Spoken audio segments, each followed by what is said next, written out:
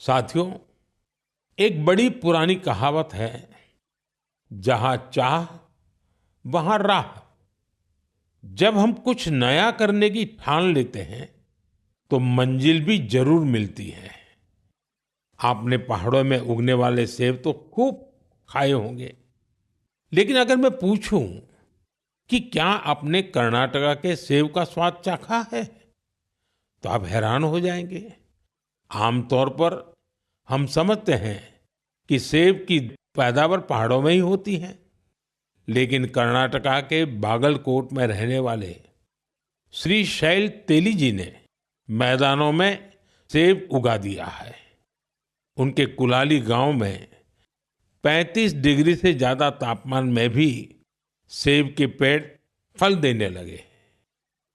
दरअसल श्रीशैल तेली को खेती का शौक था, तो उन्होंने सेब की खेती को भी आजमाने की कोशिश की और उन्हें इसमें सफलता भी मिल गई।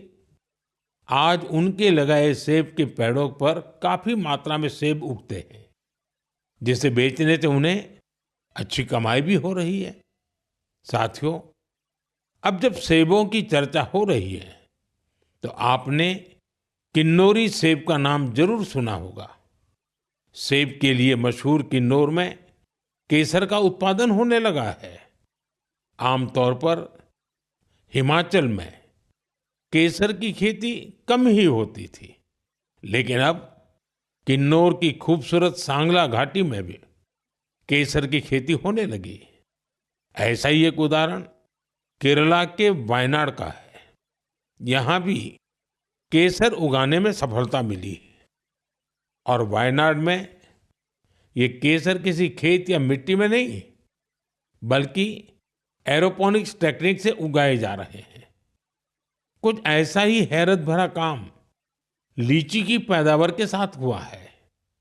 हम तो सुनते आ रहे थे कि लीची बिहार, पश्चिम बंगाल या झारखंड में उगती है, लेकिन अब लीची का उत्पादन दक्षिण भारत और राजस्थान में भी हो रहा है।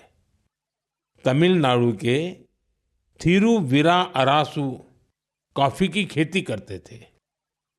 कोडाईकनाल में उन्होंने लीची के पेड़ लगाए और उनकी 7 साल की मेहनत के बाद अब उन पेड़ों पर फल आने लगे। लीची उगाने में मिली सफलता ने आसपास के दूसरे किसानों को भी प्रेरित किया है।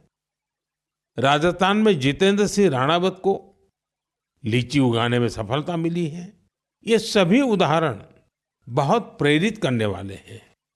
अगर हम कुछ नया करने का इरादा कर लें और मुश्किलों के बावजूद डटे रहें, तो असंभव को भी संभव किया जा सकता है।